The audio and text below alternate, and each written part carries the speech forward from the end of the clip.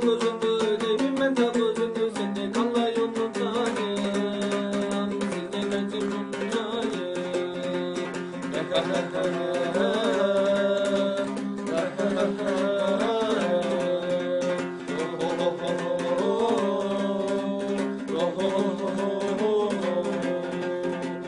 Sancar altay kala, kuşatlasın yolda kala.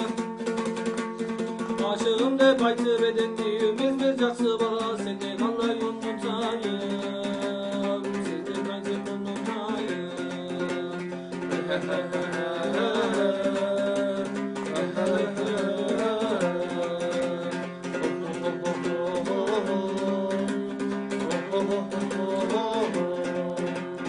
Altay köyde yüremedik, gülüp oynap gelemedik.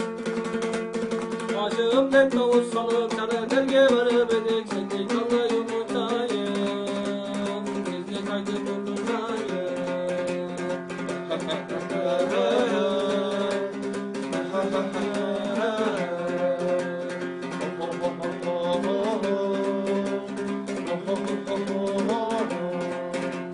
Çılama çıkara gözüm, ah yüreksin apak gözüm.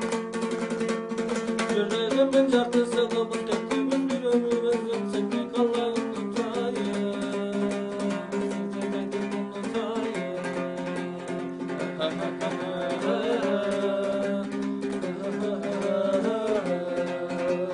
Seni kalay unutayım, Türkistan.